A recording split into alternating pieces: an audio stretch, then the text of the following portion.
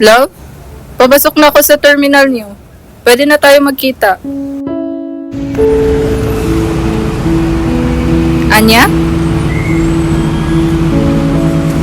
Anya, asan ka?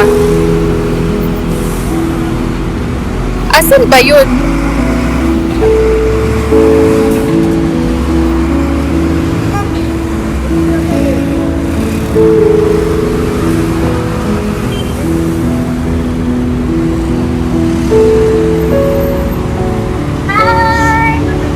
Galing kanina pa ako dito. Sorry, natagalan. Tumawag ko kasi si mama eh.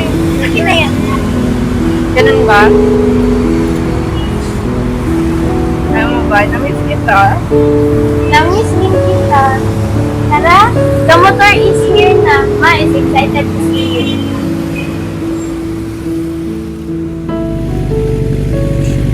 Ako pa talaga pinag-drive mo, ha? Ang ganda pala dito. Haluan ka pala.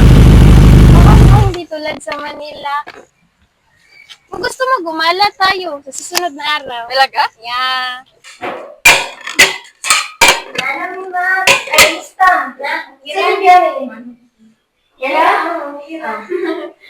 So, ikaw, kira ka sa kayo, hindi pang trabaho. Nadagan ko, trabaho kayo. Laba ko gikan, sa plato. Kaon na ta. Teka, gutom na. Yan eh. Sige, salamat.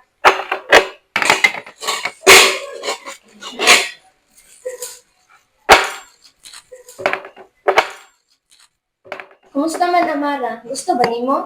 Ingon niya, wala ko kaon ani. She's asking if you like the butter. It's fresh. Ang tapang lang ng amoy ng toyo.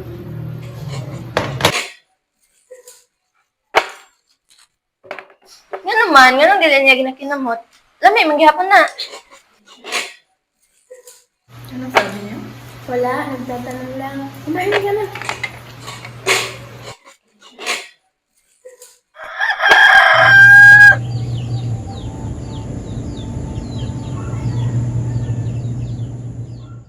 Ang init pala dito. Wala pa masyadong signal.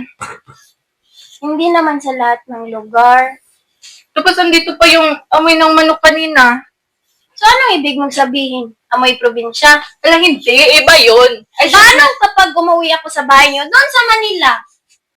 Ako sabihin ko, ang ingay, ang baho at ang sikip dito. Paano kapag tinanong ako ng tita mo, naiintindihan mo ba ang Tagalog? Sa pagtuo, di ka balo? Na para bang ang pagiging Pilipino ay nandun lang sa taga Maynila. Nagtatanong lang naman eh. Curious lang. Curious o concerning? Kapalo ka? Parang ang liit-liit na mundo ko para sa'yo. And I can really feel it, literal.